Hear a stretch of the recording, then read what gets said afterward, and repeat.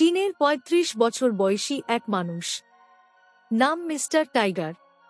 গত কিছুদিন ধরে অনলাইনে ভাইরাল এই ব্যক্তি, কারণ সে এমন এক জিনিস তৈরি করেছে যার সাহসও কেউ করে না। আজ আমরা তার পাগলামি দেখব। একসময় ছোট একটা কনস্ট্রাকশন ব্যবসা চালাতো, কিন্তু হঠাৎ করেই সে সবকিছু ছেড়ে ফিরে আসে নিজ গ্রামের বাড়িতে। আর সেখানেই নেয় এক অদ্ভুত সিদ্ধান্ত। সে আজ তো একটা পাহাড় কেটে তার ভেতরে নিজের জন্য একটা ঘর বানাবে। শুরুটা হয় খুবই সাধারণ কিছু টুল দিয়ে, একটা জ্যাক হ্যামার আর একটা ডায়মন্ড গোল্ড ড্রিল। এই দুইটা দিয়েই সে ধীরে ধীরে শক্ত পাথর কেটে ভেতরে জায়গা তৈরি করতে শুরু করে। দিন যায়, রাত যায়, এক এক করে সময় পেরোতে থাকে। প্রায় ৬ সপ্তাহ পর, মানে ৫৫তম দিনে এসে দেখা যায় সে ইতিমধ্যেই একটা দরজা বসানোর কাজ শুরু করে দিয়েছে, আর সাথে একটা ছোট জানালাও বানাচ্ছে। বিশাল পাথরের ব্লক কাটার জন্য সে ব্যবহার করে রাউন্ডস, ড্রিল, প্লাগ আর হাতুড়ি। আর যত পাথরের টুকরো বের হয় সেগুলো সরানোর জন্য থাকে একটা সাধারণ কোদাল। এরপর আসে একটা গুরুত্বপূর্ণ ধাপ,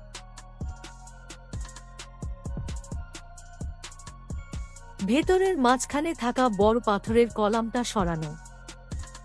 এই কাজটা সহজ না, কিন্তু ধীরে ধীরে সে সেটা কেটে ফেলে। মজার ব্যাপার হলো যে গোলাকার পাথরের টুকরোগুলো বের হয় সেগুলোই আবার সে চাকার মতো ব্যবহার করে, আর সেই কলামের নিচের অংশটা কেটে বানায় একটা টেবিলের মতো। যখন ভেতরে একটু জায়গা তৈরি হয় তখন সে শুরু করে ঘরের লেআউট বানানো। কোথায় কি থাকবে, কোন দিকে কি হবে, সবকিছু প্ল্যান করে। ২৫৮তম দিন পর সেই জায়গাটা দেখতে একেবারে আলাদা হয়ে যায়।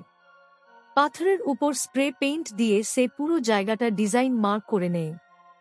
তারপর একটা লেজার লেভেল ব্যবহার করে মেঝেটা একদম সমান করে ফেলে, যাতে তার পরের কাজগুলো আরও সহজ হয়। মেঝে ঠিক হয়ে গেলে শুরু হয় টাইলস বসানোর কাজ।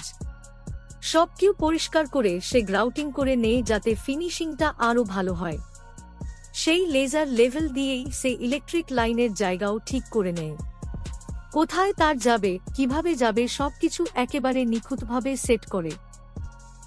এরপর সে জানালাটাকে আরও বড় করে আপগ্রেড করে কাঠের প্যানেল দিয়ে বানায় সুন্দর ডিজাইন, যেগুলোকে পরের ডেকোরেশন হিসেবে ব্যবহার করা হয়। পুরনো কাঠ ব্যবহার করে সে বানায় ছোট টেবিল, স্টোরেজ আর রেলিং।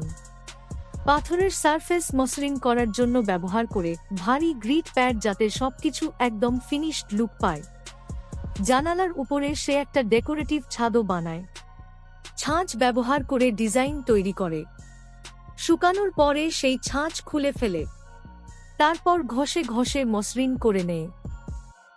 জানালায় কাঠের ফ্রেম আর মশারি লাগায় যাতে বাইরে থেকে কোন পোকামাকড় না ঢুকে যায়। আঠা দিয়ে আর নেইল গান দিয়ে সে পুরো জানালাটাকেও শক্তভাবে ফিক্স করে। পাথর কাটার পর পুরো জায়গাটা সে ঘষে মসৃণ করে। ড্রিল চালানোর সময় পানি ব্যবহার করে যাতে সহজেই পাথর ভেদ করা যায়, আর পাথরের টুকরোগুলো সরানো সহজ হয়ে যায়। জ্যাক হ্যামার চালানো কোনো সহজ কাজ না, এর জন্য লাগে অনেক শক্তি আর নিয়ন্ত্রণ। কিন্তু এই ঘরটা শুধু থাকার জন্য না, সে এটাকে চায় আরও সুন্দর করতে। তাই দেয়ালের উপর পাথর কেটে বানায় গাছের শিকড়ের মতো একটা ডিজাইন। এরপর শুরু হয় প্লাম্বিং এর কাজ। ধীরে ধীরে সবকিছু সেট হতে থাকে। এখন শুধু একটা দেয়াল আর দরজা বাকি ছিল। সে সিমেন্ট তৈরি করে ইট বসাতে শুরু করে।